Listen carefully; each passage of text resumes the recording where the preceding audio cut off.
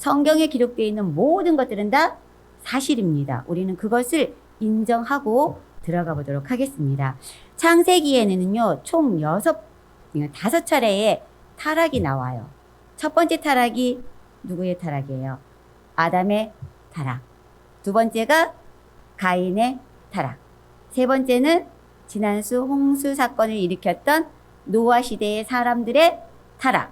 네 번째는 이제 노아의 아들인 함의 타락. 다섯 번째는 오늘 다룰 주제예요. 바벨론 탑을 세운 니므롯의 타락입니다. 그래서 창세기에는 이런 죄 하고 나오는 것 중에서 5가지의 타락이 이렇게 등장을 합니다. 죄의 지배를 받게 된 순간 인간은요, 어떤 마음을 갖게 되냐면요, 어떤 마음을 가질까요? 사단이 에덴 동산에서 아담과 하와에게 어떤 마음을 줬어요? 너희 하나님처럼 될 수 있어. 그 마음을 줬잖아요. 그것처럼 그 죄가 계속 이어져 오는 거예요. 그래서 인간이 죄로 물들어 버리니까 결국은 뭐예요? 자신이 나 하나님처럼 되고 싶어. 나 하나님이 되고 싶어. 이렇게 해서 모든 죄가 다시 또 노아의 홍수 이웃대대도 이제 시작이 되어가는 것을 느낄 수가 있어요. 그래서 이 욕망이 어떻게 해요? 가인에게는 시기심으로 보여요. 아벨을 죽이게 했죠. 그 다음에 노아 시대에는 사람들이 자신의 마음대로 자신이 행하고 싶은 대로 행하였더라 그랬어요. 근데 이게 어디까지 가요? 사사시대에 가면요, 사사기 제일 마지막 절에 뭐라고 하냐면 사람들이 자신의 소견대로 행하였더라 그랬어요. 그러니까 계속 이어지는 거예요. 지금 와서도 사람들이 그러잖아요. 내가 최고야. 나를 믿어. 이렇게. 그래서 요즘은 나신앙이 있대요. 나신앙. 다 뭐예요? 그때부터 이어져 내려오는 거예요. 나 하나님처럼 되고 싶어. 이거예요. 근데 이 마음이 누가 주는 마음이에요? 사단이 주는 마음이에요. 여러분, 이거를 다 밑에 깔고 우리가 이제 들어가 보는데요. 노아의, 이 바벨론 시대에 이 바벨탑을 세우면서 사람들이 그렇게 막 일어났을 때 하나님은요, 거기에 대한 결과를 말해줘요. 흩어져, 니네. 망해. 노아의 시대 때도 그랬죠. 동성애 하는 사람들, 막 또 다른 종교에 혼합된 사람들, 이 사람들을 보고 어떻게 했어요? 너희 망해. 근데요, 홍수가 끝난 후인데도 그 역사가 이어져 내려오고 있는 거예요. 바벨탑은 언제 누가 세운 것일까요? 바벨탑은요, 함의 손자인 니므롯이라는 사람이 세웁니다. 자, 우리 지도 보여주세요. 노아의 방주가 아라랏산에 멈췄어요. 그리고 물이 빠졌어요. 그러니까 노아가 거기서 나와서 하나님 앞에 제사를 드렸어요. 감사합니다. 하나님은 무지개를 보여주시면서 내가 다시는 이 땅에 물로 심판하지 아니하리라. 이것이 나의 언약이야. 하고 무지개를 보여주셨어요. 그리고서는 이제 노아가 그 아라랏산에다가 풀었겠지요. 자신의 자손들 셈, 함, 야벳. 근데 순서는요, 여러분, 셈이 첫째가 아니라는 사실이에요, 여러분. 이 셈은 뭐냐면 하나님 상에서 본 장자예요. 여러분 그거 있죠? 아브라함 때도 하란이 사실은 장자예요. 근데 아브라함이 먼저 태어난 걸로 나오잖아요. 아니에요. 아브라함도 맞이고 여기서도 마찬가지예요. 뭐 그거는 그렇게 많이 중요한 게 아니니까 길게 가지는 않겠어요. 저기 이 셈, 함, 야벳 이렇게 이 자손들이 똑같은 말씀을 주셨어요. 에덴 동산처럼 너희는 생육하고 번성해. 땅에 충만해. 그러니까 어떻게 해요? 셈, 함, 야벳의 자손들이 많이 불어나는 거예요. 불어나서 이제 그들이 어떻게 해요? 내려가는 거예요. 산에서 내려가고 어디를 찾아갈까요? 벌판을 찾아가요. 벌판을 찾아가서 왜요? 왜냐하면 먹고 살아야 되는 물이 비옥한 땅을 찾잖아요. 그래서 그들이 멈추는 곳이 어디냐면 시날 평야라고 해요. 시날 땅. 근데 그렇게 내려오면서 중요한 게 니므롯이라는 이 함의 손자가 시날 땅 있는 그 지역에 와서 4개의 성읍을 세웁니다. 그 성읍이 창세기 10장 10절에 나오는데 바벨과 에렉과 앗갓과 갈레 이렇게 성읍을 세워요. 그리고는 어떻게 해요? 거기에 수도인 바벨을 갖다가 자기의 왕궁을 지어요. 왕이 되는 거예요. 니무롯이라는 사람이. 그러면서 성경에는 뭐라고 되어 있냐면 니무롯은 하나님 앞에서 용감한 사냥꾼 이게 나오거든요. 자, 니무롯이 이렇게 건축물을 이렇게 4개의 성읍을 차지하는 것도 또 만족하지 못하고 또 올라가요. 티그리스 유프라데스 강을 끼고 올라가서 어디까지 가냐면 아수르. 그때 당시로는 아수르라고 아니죠. 근데 올라가서 아수르라는 나라를 세우고 거기에 니느웨 성도 세워요.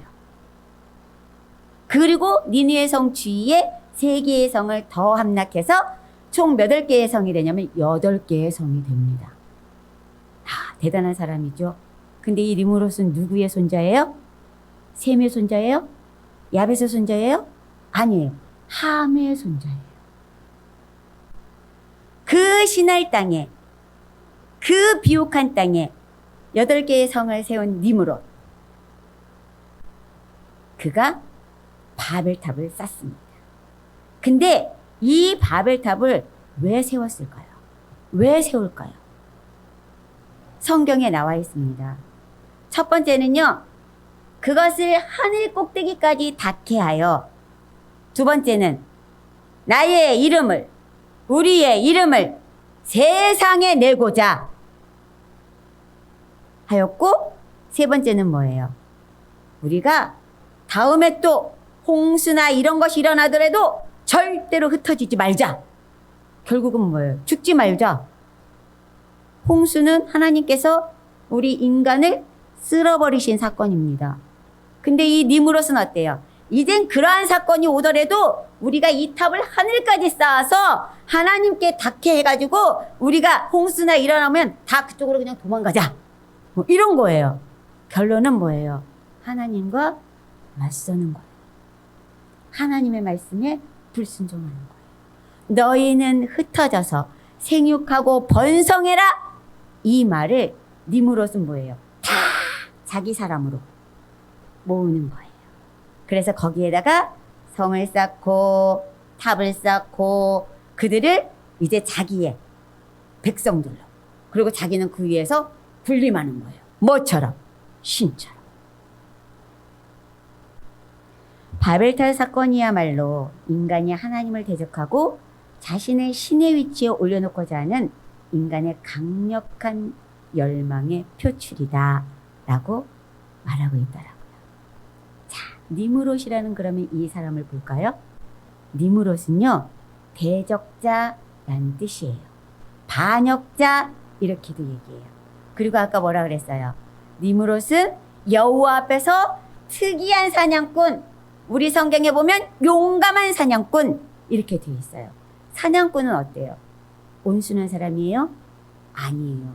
사냥꾼이라고 표현한 것은요, 이가 나라를 다스렸는데 온유하고 겸손하게 다스린 게 아니라 폭군처럼 다스렸다는 거예요.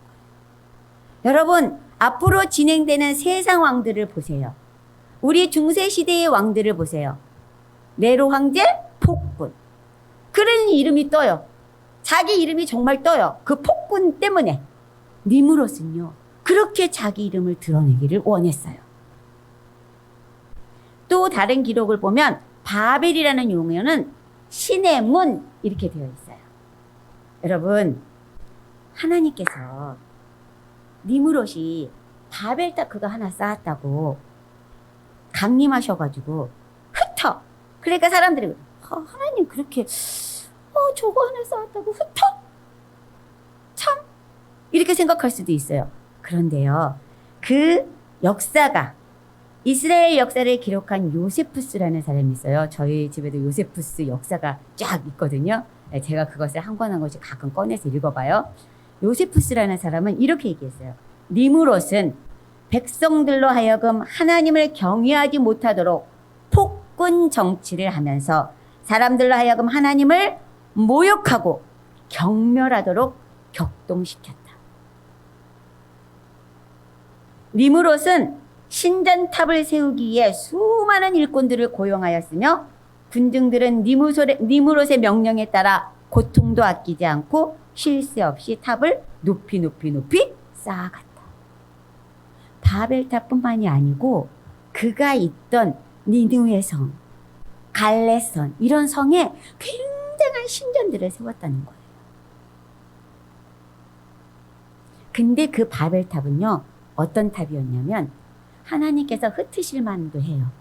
바로 그때 당시에 달신이라고 해요. 나나라고 되어 있더라고요. 달신의 이름이 나나인데 그 달신을 위한 신전을 세웠는데 그 신전 꼭대기에 달신을 위한 탑을 세우려고 했던 거예요. 근데 그 신전 꼭대기를 어떻게 했다고 그랬어요?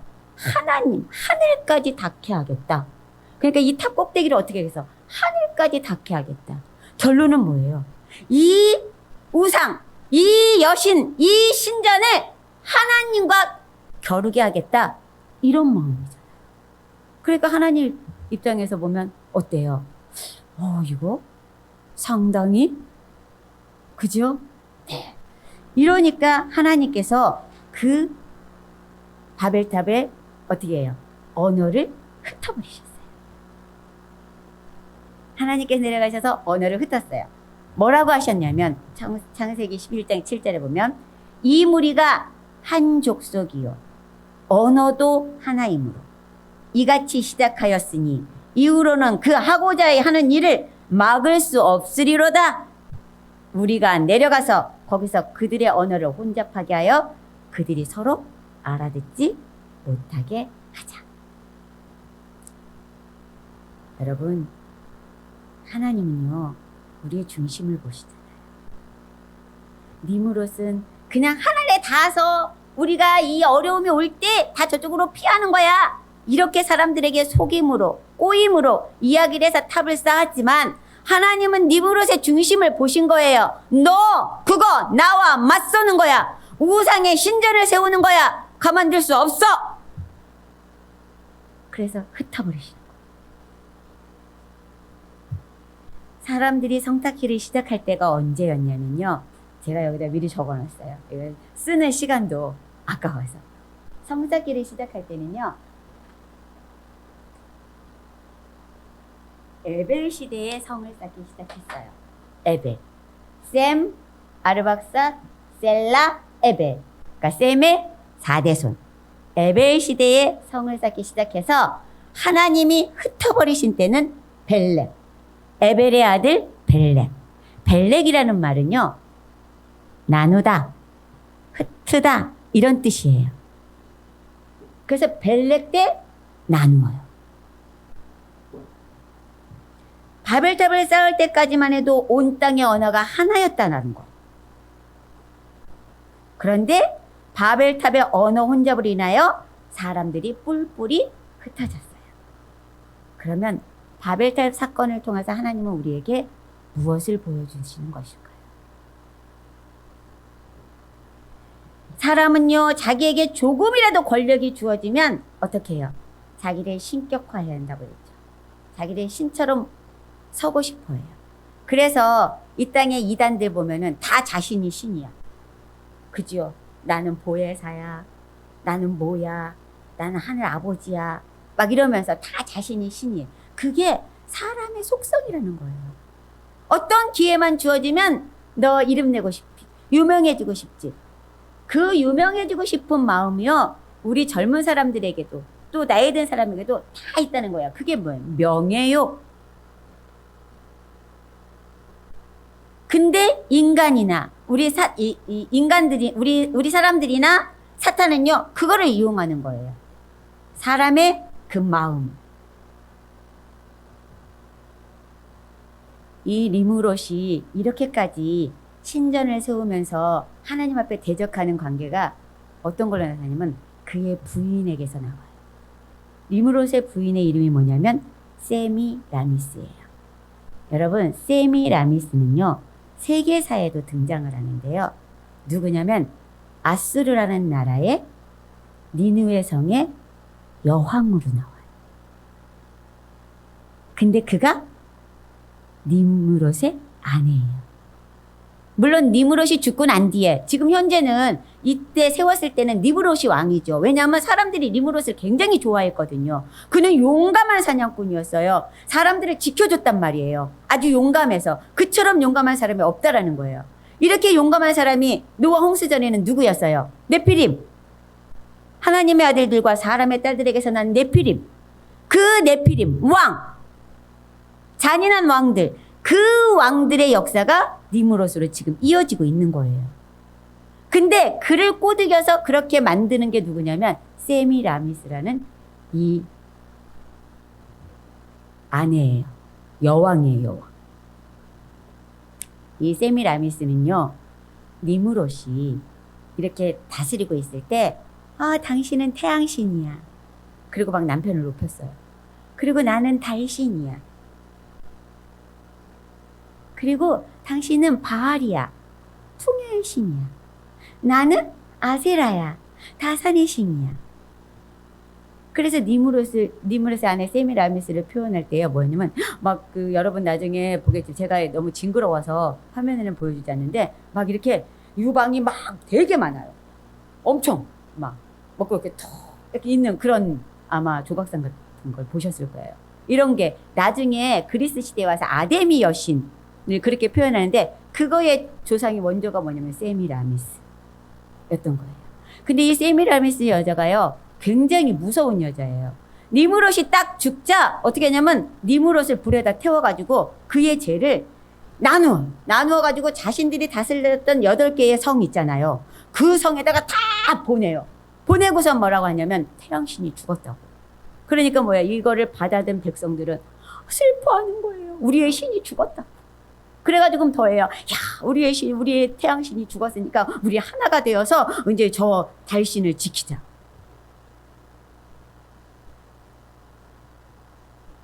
그렇게 하고 또 이 여자가 니무롯을 그렇게 해서 태양신으로 축혀 세우고 그 다음에 니무롯이 죽고 난 뒤에 이 세미라미스가 아들을 낳아요.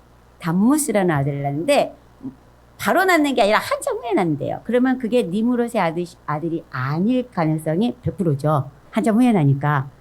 근데 뭐라고 얘기하냐면 이 담무스는 니무롯이 환생한 거다. 그래서 이도 태양신이다. 그래서 이게 설에 의하면 이 신할 땅에서 언어가 혼잡이 일어나서 흩어질 때 바로 흩어지지 않았을 것이다. 왜냐하면 니무롯에서 너무 똘똘 뭉친 민족들이기 때문에 언어가 갈라졌어도 그들 사이에서 이렇게 좀 떨어져서 살았을 거다. 그러다가 나중에 세미라미스하고 담무스가 죽은 후에는 흩어졌을 것이다. 이렇게 얘기를 하더라고요. 근데 그 흩어질 때 여러분 자신들이 섬기던 이 신, 태양신, 달신, 바알, 아세라 가지고 갔다. 사람들. 그래서 세계 곳곳에 흩어지면서 그 신들을 가서 섬겼다는 거예요. 여러분, 이스라엘 땅이 제일 처음에 이름이 뭐예요? 가나안 땅이라고 그러잖아요. 젖과 꿀이 흐르는 가나안 땅. 그 가나안이라는 이름은 함의 아들이에요. 함의 셋째 아들이에요.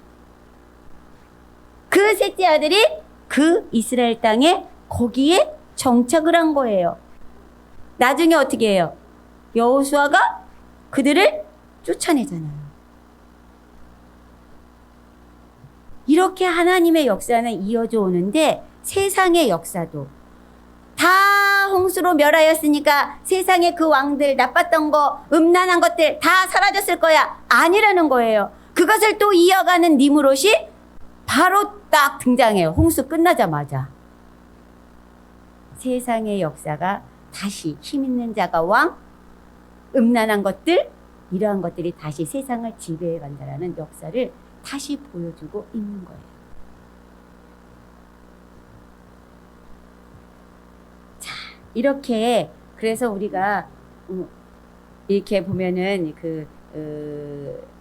여신상에 보면은 그게 이제 나중에 가서 마리아상으로 많이 이렇게 변화가 됐는데 여신상에 그걸 보면 아기를 안고 그러니까 세미라미스가 담무스를 안고 그 머리에는 그 니무롯이 지었던 그 바벨탑을 탁 얹어가지고 하는 그런 조각상 그래가지고 그거를 사람들은 뭐 마리아상으로도 이렇게 가지고 오고 저기 많이 그렇게 했다고 이런 설이 있더라고요.